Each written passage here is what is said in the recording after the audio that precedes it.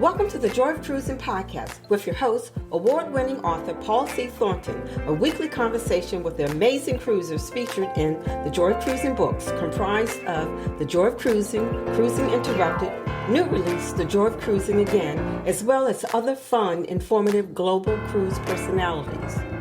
It's the next best thing to cruising, hearing about cruising from the unique and diverse perspectives of Paul's amazing guests. If you hear about a cruise that interests you, book it at www.thejoyofacation.com or enter to win a free cruise for two. Again, www.thejoyofacation.com. We really appreciate your feedback, so leave us a text. Paul can't reply, but he may read your text on the air. Hello, passionate cruisers. This is Paul, and this week on the Joy of Cruising podcast, I'm delighted to welcome Christopher Warren. As you know, I try to portray cruising in all its diversity, region of the world, age, celebrities, as well as ordinary cruisers with extraordinary stories and profession. Cruise CEOs, captains, crew, chefs, performers, travel writers, etc. Here we are with over 150 episodes, and I have yet to host a professional travel photographer until today. Chris is a talented photographer born in Philadelphia who has resided in South Florida for the past 30 years. Specializing in hospitality and ocean photography, Chris has been passionate about capturing stunning images since childhood. As a self-taught artist, he has developed a unique style that showcases his deep understanding of light and motion, bringing each photograph to life. Chris is multifaceted as he has two related but distinct photography careers: hospitality photography and ocean photography. These excerpts from his two websites help get a feel for Chris's different vocations and avocations. From www.cwarrentravel.com, Christopher Warren, a hospitality photographer, is a true artist with a passion for his craft and fine art background that informs his work. He has built a reputation for himself in the industry and is frequently flown to resorts around the world to capture the essence of each property through his lenses. From www.cwarrengallery.com, Chris was raised in the city but tamed by the ocean. He ran with the wolves on Wall Street for over 20 years before deciding to focus solely on combining his love of the ocean with his love for photography. Today, Chris's passion is pursuing the fine art of ocean photography in a way that captures the ever-changing magic of color, textures, and light in every wave that comes ashore. Chris's work has graced the pages of numerous esteemed publications, including Afar Magazine, Forbes, and National Geographic Your Shot. Over the years, Chris has collaborated with many high-end hotels and cruise lines, such as Four Seasons, Hyatt, Cunard, and Riverside Luxury Cruises, creating breathtaking visuals that resonate with audiences and celebrate the beauty of the world around us. Welcome, Chris, to the Joy of Cruising podcast. Thank you so much for having me, Paul. Great to join, sir. Great to meet you virtually. How you doing? I'm doing good. Everything is good. 2025 is here. I did not believe 2024 is already in the past. I'm looking forward to the journeys in 2025, but also re-electing on the amazing voyages and adventures that I had in 2024. Did you have a good holiday season? Holiday season was perfect. It was good. We were actually on a cruise. Oh, well, tell me about it. So we just, since we're here in South Florida, we hopped on a boat right out of Fort Lauderdale and took a 10-day cruise. We left on the 20th and got back on the 30th. So we were able to spend Christmas on the boat. It was good. We did it. What was it? It was what line was it? Yeah. It was Princess. So it was good. It was good. I've cruised with Princess many of times. I believe that was my third or fourth in 2024. So it was good. It was good. Do you remember which Princess ship it was? The last one was the Enchanted. Okay. For starters, Chris, say something about where you're from. Where do you live now? I think you just told us, but you can tell us some more. How did you end up there? Anything you're willing to share. So I grew up in Philadelphia. Oh, Fourth- okay. How long were you in Philly? I was there for 18 years. Okay. I graduated high school and set sail for the South. I went to college down in West Palm Beach, Florida, and that's where I met my beautiful wife. We've been together 26 years. As I say, it's a great place to hang the flip-flops. Coming from the city, my mom had definitely a little intuition that I wasn't coming home after college. And I got involved with the finance industry while I was still working, while I was still in college. Started working in the finance industry and pursued that for over 20 years. And then about 3 years ago, I officially hung up my trading on Wall Street and pursued my passion for photography. Okay. I kind of perked up when you said Philly because I spent I'm from New York, but I spent most of my adult life in Wilmington, Delaware, which, as you know, is like, right across the bridge. Yes. Yep. Yeah, I went to high school down on Broad and Vine, Roman Catholic, the oldest Catholic boys' school in the United States. I played basketball for them. I rode with them. And I left my sports career in high school and took up the beach life. So walk the listeners through your career. You kind of just did your career progression to becoming a renowned photographer and artist. So I always had a passion for photography, even as a little kid. The wife always hollers at me for telling this story. Not hollers at me. She's like, "Why do you tell this story?" But I still remember my first little Fisher-Price camera. It was blue. You had to put the charge flash on top of it. And I think I was about 4 or 5 years old. And I always had a passion for it. And going back even when I was a little kid, just taking little snapshots when you actually had to get film developed. That was, you dropped it off at the local drugstore. You had to wait, 4 or 5 days to get it developed. And I guess fortunately and unfortunately, now we can see it right on the back of the camera. So it's good. But going back to even when I was working in finance, I would go out, take pictures. I was involved with a few classes at a local museum. And I don't have any, so to say, proper training. It was actually where there was a teacher that I really gravitated towards. And he learned, I learned how to bring more emotion to my photography. And that's where I have a lot. If you look at my ocean photography, you can see I do long exposures there. I accentuate actually what the human eye cannot see. And I've kind of parlayed that into the hospitality industry and bringing emotion to still stuff like food. Food photography and drink photography is one of the hardest things out there to do because it's stagnant. It doesn't move. You have to bring basically perfect lighting into it. That's all photography is light and having a good eye for it. Bringing the eye to basically the components of the food or the drink that highlight it the best. Tell your wife, we love that Fisher-Price story. Here's the place you tell those kind of stories.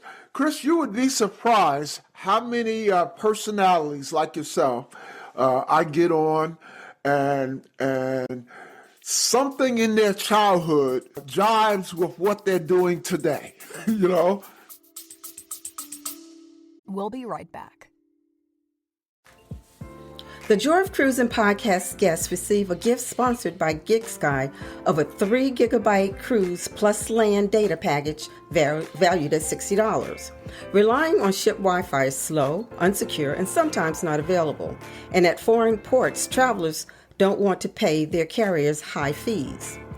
GigSky provides a solution that will save them a significant amount of money. To get your own data package usable on the ship or in ports, here is my link to GigSky.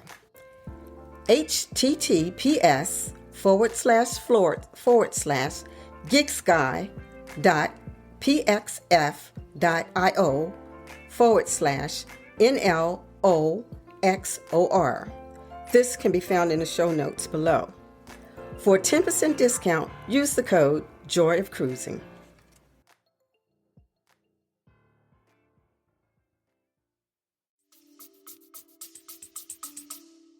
It's our backbone. That's where it all started. I mean, that was my first camera, so I definitely have great memories of it. Yeah. So what was your entree into either? I'm not sure which came first, cruise or hospitality photography, but how'd you get into it? So I got into the hospitality industry with Scott Ed. So there was one morning I was out there doing my ocean photography. Now, let me interrupt, Chris. Yep. For the listeners, Mr. Scott Eddy is one of the top travel icons in the world. He's been on the show and he's been in my books. So that's who Chris is referring. So I was down at Delray Beach when I was doing ocean photography. I mean, I still do, but I was heading out there at least 5 days a week. I'd get in the ocean, clear my head, solitude, and I was linked up with Scott on Instagram. You know, we chatted back and forth, messaged back and forth, and then I came out of the ocean one morning and I noticed his haircut. I don't know if it was the haircut or the reflection coming off of the sun, but I'm like, "Are you Scott?" And he's like, "Yeah." He's like, "Are you Chris?" I'm like, "Yes." And we sat there, spoke for about a half hour. And he's like, "What are you doing tomorrow?" I'm like, "Nothing." And he's like, "Do you want to go shoot some food?" I'm like, "Scott, I never shot food in my life. I mean, I took a couple pictures with my iPhone here and there to share on Instagram or whatever, but never properly shot food." He was doing a campaign for a local municipality. And from basically then on, we've been kind of paired up traveling to many destinations. I believe 2024, we traveled to 20 plus countries Wow. last year. We have more on the horizon. Chris, let's go way back. I always ask guests to recollect their entree into cruising. So talk about your first cruise. When was it? What ship? What was your initial impressions of cruising? I believe I was 15 years of age, me and the family, mom, dad, sister, and another family we traveled with that had 3 kids. We were all about the same age. We went out to California, and I know it was Carnival. I believe it was the Carnival Ecstasy. I'm not sure if she's in operation anymore, but that was my first introduction to the cruising industry. We set sail from San Diego. We went down to Mazatlan, Puerto Vallarta, and Cabo San Lucas, and it was amazing. I was hooked ever since. Well, you anticipated my next question because you sounded like the answer would be affirmative. I was going to say, were you hooked immediately, or did cruising have to grow on you? Didn't sound like it had to grow on you. No. So that's I was always, my father was a fisherman. I'm a fisherman, so we spent a lot of time in the water. That's actually another little feather in my hat. Is I'm actually I'm a captain as well. I'm a 100-ton master. So that's probably for the next progression of life after photography. So I have always had a love for the water, and cruising is one of those things where you hop on board, you unpack once, and the countries come to you. You get a nice taste of these little places that you go to. I have been on riverboats. I have cruised through Europe. I went to Antarctica on a cruise, through the Mediterranean, many places. I just enjoy cruising. And the best part about cruising is make sure you get a balcony. Get a balcony, you leave that door open, and you get to fall asleep to the waves. Yeah. Love that little lullaby, that little rock of the boat. Definitely, that's my happy place. Do you have a favorite cruise ship or cruise line that you're willing to share? That's a hard question, because each individual line has its own little points that I'm drawn to. So honestly, I can't say I exactly have one line that I'm drawn to. Each line, whether it be a large vessel carrying thousands of people, down to a riverboat that's carrying a few hundred people. Every different boat, every different line company has a perk to it. So sorry I cannot answer that question clearly. I enjoy them all. Yeah, no, most guests that I ask that question can't answer it. In fact, a couple of guests, I've had one guest respond kind of sternly. Well, that's like asking which of my children is my favorite child. so I understand. So you have kind of two distinct but related sides to your to what you do. So you have there's Chris Warren Travel and there's Chris Warren Gallery. So help us understand the distinction between the two. So the first, I guess Chris Warren Travel is more the hospitality photography. So what does hospitality photography entail? Hospitality photography entails basically capturing the essence of a cruise ship or a hotel or a restaurant, whether that be the food and beverage, the rooms, the entertainment, the staff, basically bringing to light what that company has to offer. Being in a visual world that we are, that helps them market and basically gather new customers and retain customers that already cruised with them in the past. What are some that you can talk about? What are some unique projects you've been involved in hospitality photography? I think the most current one was with Holland America. Hired to shoot the solar eclipse this year. So that was it was actually my longest voyage. It was a 21-day voyage that left out of California, San Diego, went down to Mexico where I shot the solar eclipse, the totality right off the coast. Wow. So we were able to see it before it hit U.S. soil, which was pretty cool. I've never shot a solar eclipse. Definitely lost a little sleep over it, but the shots came out really good. I was able to capture the progression of the full eclipse. So it worked out. Fortunately, I went back to my basically knowledge of the photography industry where I shoot my long exposures for my fine art, so to say, the gallery version. So I grabbed the iPhone like I would grab my stopwatch when I'm doing long exposures, and it was doing an exposure every 5 minutes so I could capture the progression of the solar eclipse.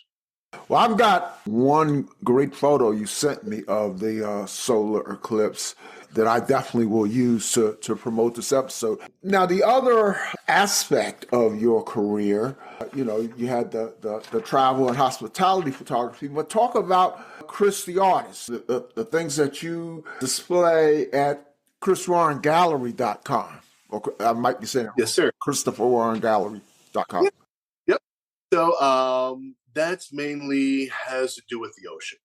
99% is ocean related. It has to do with basically long exposures. That's where I will do anything from a fifth of a second to 15 minutes. Actually, I think the longest one I did was 22 minutes, a long of an exposure. And it's basically capturing the essence and the emotion of the ocean. And I believe the long exposures capture what the human eye cannot see, but what I kind of internally visualize. And a lot of people think it's actually a painting. When you look at these pieces, it just accentuates what the ocean is doing, whether it be a wave, the clouds. So going into the ocean photography, it's actually, I didn't realize there's going to be a meteorologist. More of a weatherman, because I would look out the window because I live close to the coast, and I would look at the wave reports for the night before to see what I was going to shoot the next day. Basically, kind of relating to the hospitality industry as well. shooting different scenarios requires different lenses. Mm-hmm. And just looking at the stars in the morning, if I could see stars, I knew there was going to be no clouds. So that was going to be a different lens or a different type of shooting. Mm-hmm. Or if there was more wind, so to say, from the north, I know that's going to bring waves in that are better waves from the south, because the south winds are usually short sets where it's not really good for shooting waves. So I would basically almost be land-based that day.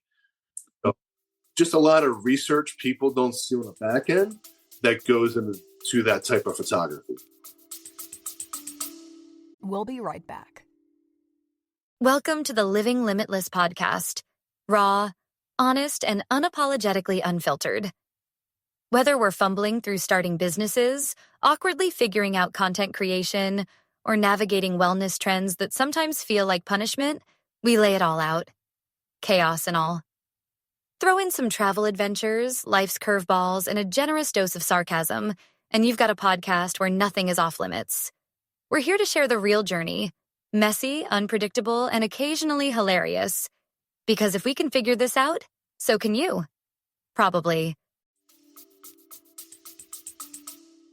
I'll be honest, Chris, when I was doing my research, I'm a little sheepish to admit, when I first went to Chris Warren galleries, I said, man, this guy can paint. Not gonna lie, I thought I thought it was, I have a narrow, I guess, definition of art. So I was thinking art is just something you make with a brush and different colors. And it took me a while after I got there to realize these are photos. Yes, sir. Sure. So that's great. And you do business on this gallery. You have prices on them and all that. Correct. Yes, they've been in numerous galleries as well as not just storefront, but actually in storefronts. They've been in municipalities, had solo exhibits, magazine covers, as well as the hospitality as well. Well, not in a gallery, but magazines, Forbes, different magazines for both aspects of the art, whether it be gallery or travel. I'm gonna put you on the spot. I don't know if you can say this, but any without naming them, any notable purchases of your art? Meaning from a certain client? Yeah, I mean, any cruise lines obtain any of your art? Any notable clients? Again, not looking for names, just stories. Unfortunately, not for the cruise line industry. No, they have not. It's generally private collectors. Everything on the gallery side everything I do is a limited edition. So there's only limited numbers of the pieces out there. So everything is numbered, hand signed, and yeah. Wow. Ever consider a coffee table book of your art? Yes, that is definitely on the horizon. It's one of the things that's always on the mind. I have a special folder that's going where the photos are going. And the problem is it's a never-ending process. And that's the hard part. It's like, do I do a 5-year book? Do I do a 10-year book? Basically, that's where I'm on a cusp of doing one right now, because I was thinking of doing one of the last 5 years, because as an artist, you can see your work grow and get better. And my progression the last 5 years in hospitality and both on the fine art side, I've collected some very nice pieces. And I still have many pieces to be released. That's the hard part as an artist and a photographer, is one, naming the piece, and two, releasing it to the world, because we're always, I guess, hesitant to see how people will respond to the piece, because there's pieces that I absolutely love. Going to the fine art side, there's one piece that has a split of the ocean shot. And I went back, it was in my head. It took me over 2 years. Now, obviously, I didn't go to the beach every day and shoot this piece for 2 years. but you have to have the right wave conditions and everything. And I thought it was basically a split shot where you could see under the ocean and the coconut palms on the coastline. And that vision was in my head for years. And finally, on a day that I did not think I would actually be able to capture it, the waves were actually choppier. But actually, what it did is actually, there's a berm back where I was shooting, basically the white sand. In photography, we call that hot.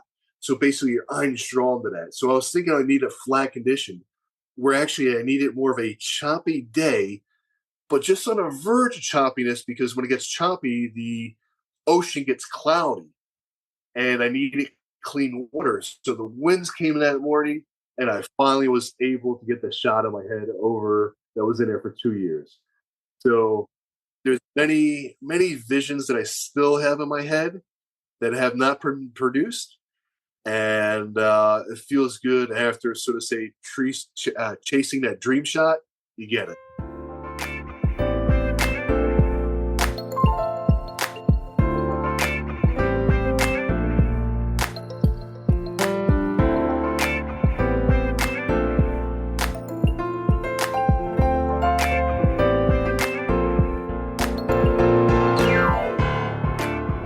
Well, I tell you, Chris, when you are ready to promote, because I can just, seeing so much of your art, of your photos, photography, based on what you sent me, I can imagine that's going to be a killer a coffee table book. When you're ready to promote it, you come back on the show, and we'll help you do that. I want you to come back. I want you to come back on the show anyway.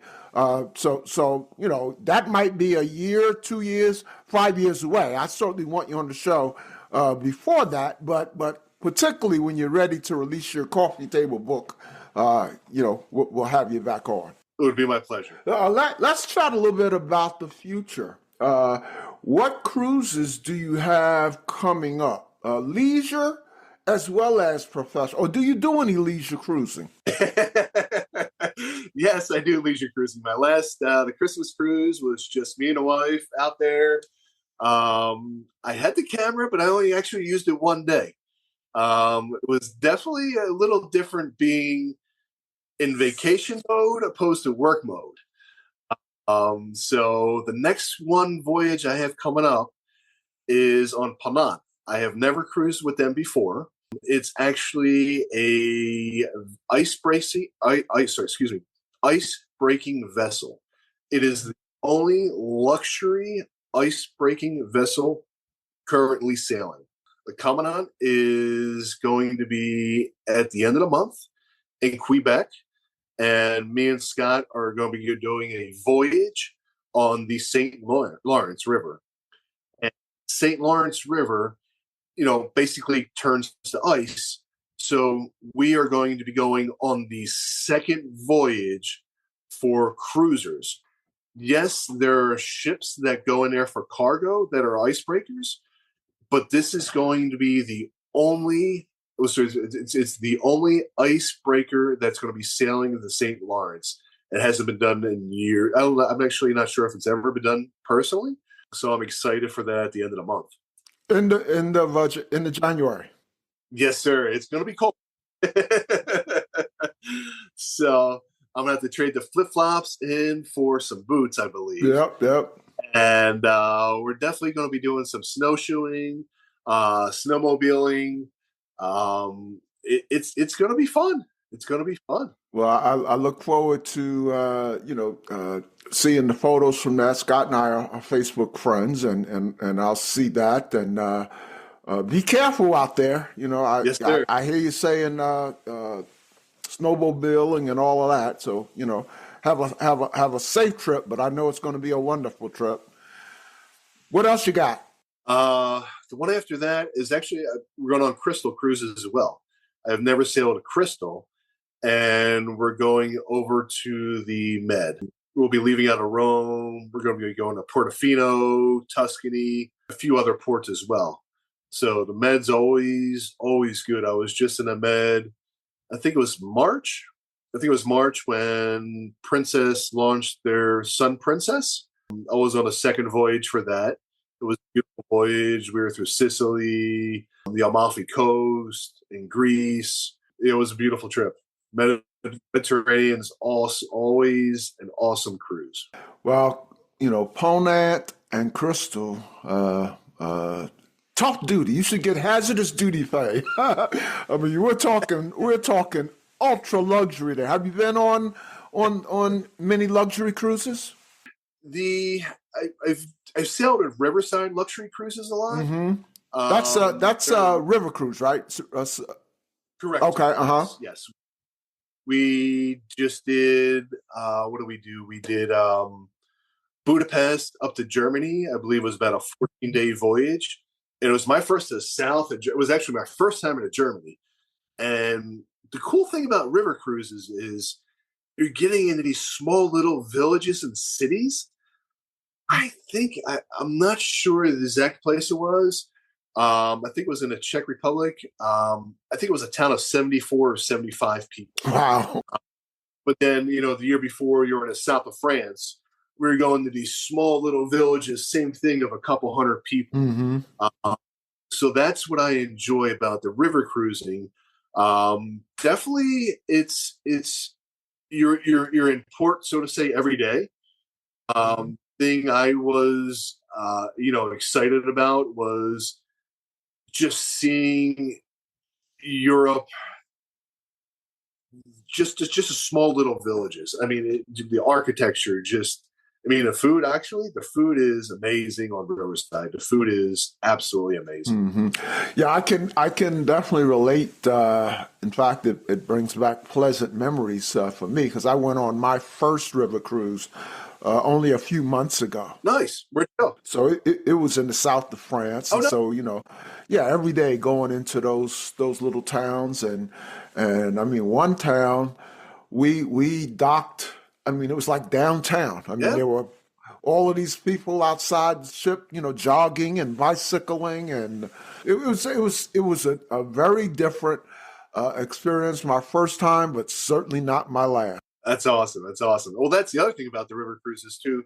Many of the vessels, they carry bikes on the back. Yes. So, and that's a way of travel, so to say. In Europe, a lot of people ride bikes, so it's a cool way to fit in, kind of being a local, going down the little cobblestone streets, just getting to cover a little more area than you would be on foot. So it's a great way to see Europe. Any other cruises that you know of yet coming up? Got a couple talks, nothing finalized. Okay.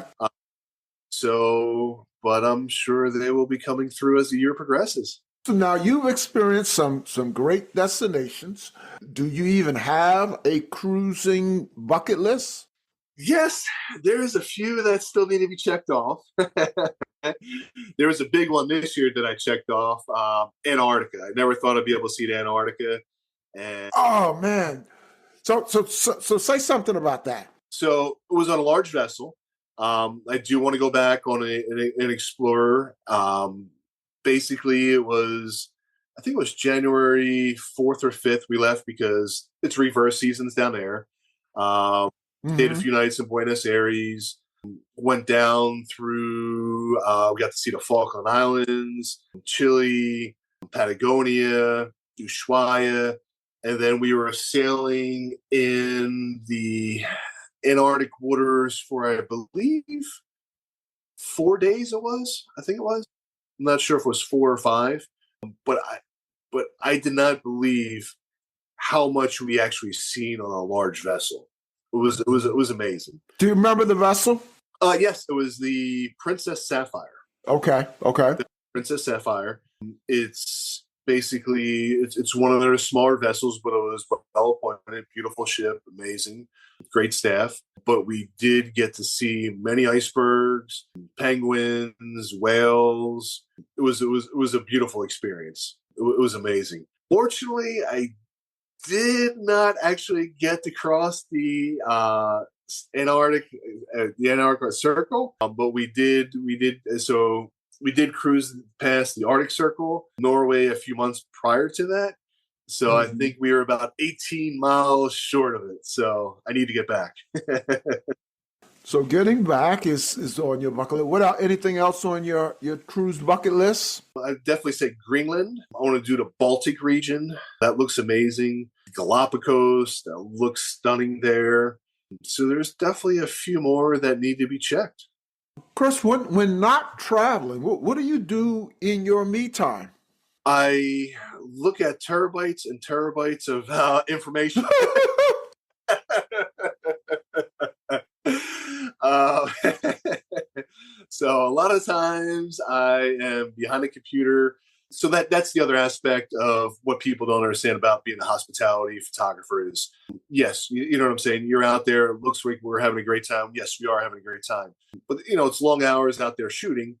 But then the longer hours actually come back from the trip when you actually have to edit. So like the last trip, I mean, it wasn't a cruise, but we were in Maui. We did a 2-week shot in Maui for a Hyatt. About 75, 80 hours of editing right after that trip. So depending on the number of deliverables that I have to turn in, it turns into how many hours of editing.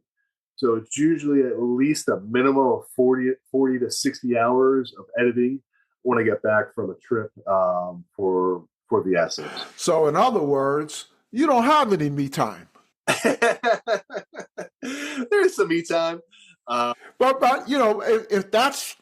if you're passionate about what you do, and obviously, clearly you are, that is your me time. Yeah. Well, no, we get out there. Like I said, we live close to the beach, so dog loves head out on the beach, go out on the boat. I'm an avid boater. So we'll take the boat out, and wife enjoys the boat. I enjoy the boat. The dog enjoys the boat. So anywhere I could be around the ocean, that's my happy place. So you own a boat? Yes, sir. So for our listeners who are familiar with boating, what size do you have? And so it's a 31 center console.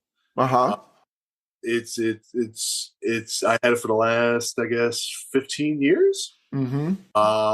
Basically a fishing vessel, and also just kind of cruising. We call it the intercoastal here, so we'll go up and down the intercoastal with the dog. Go offshore to do some fishing, and as well as trying to find some dolphins and enjoy the day on the water. Cruising all over the world, and then, cruising nearby on your own vessel. Tough life, Chris. Tough life. Yes. Anytime I'm on the water, around the water, or in the water, it's a good day. Well, Chris, before we let you go, we usually ask our guests some light or fun questions. So awesome. I want to do that with you. This first question, selfishly, is so I can get some ideas, and I do follow up on most of the ideas I get. So, question number one is, what's your favorite cruise drink and cruise food? I'm pretty plain, Paul. I'm not a fruity person, so my go-to drink is going to be a vodka martini, and then pizza. Okay. I mean, you could put, a nice piece of fish in front of me, anything like that. But how I enjoy the day is a nice slice of pizza. Second question. Plain and simple. What's your most wonderful or memorable, funniest, or even most embarrassing cruise or port experience? So I'm going to go back to the pizza. So we traveled to Antarctica. And when a sailor gets around the Cape, they got to put their foot on a table and eat dinner. So I put my foot on a table, went around me in the Cape, and ate a slice of pizza. And of all the wonderful memories you have, that one stands out. That one stands out. I mean, as I said, I'm a captain. I'm a boater. And when you get around the Cape, and yes, like I said, I mean, I'm a pretty low frills guy. flip-flops, pizza, and a martini, and I'm happy. Okay, last question, I call it an oddball question, and I call it oddball only in that it doesn't necessarily have anything to do with cruising. It's so that your fans, and you have a huge following, so that your fans can get to know you just a little bit better as a result of listening to this podcast.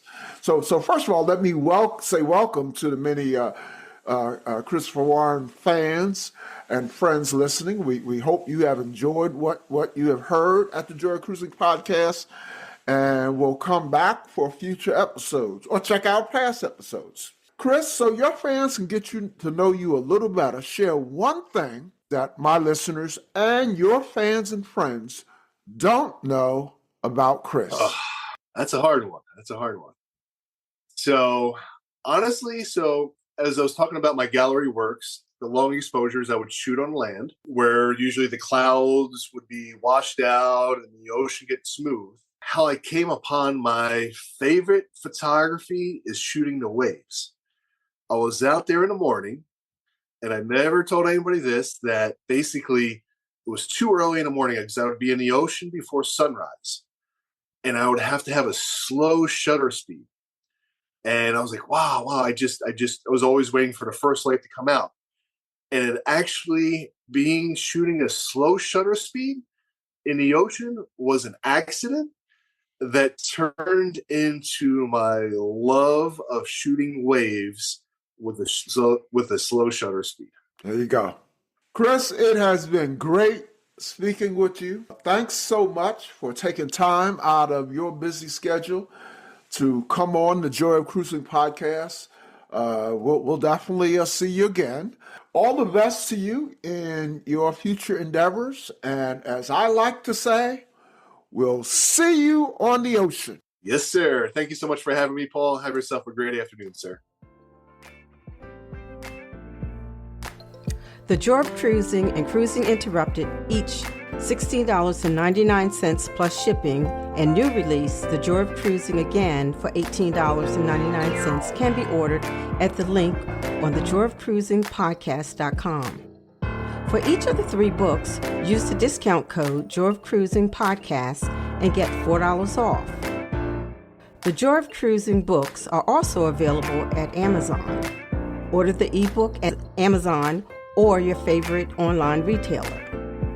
Stay in touch by joining the Joy of Cruising Podcast Facebook group or following the Joy of Cruising Podcast on Instagram.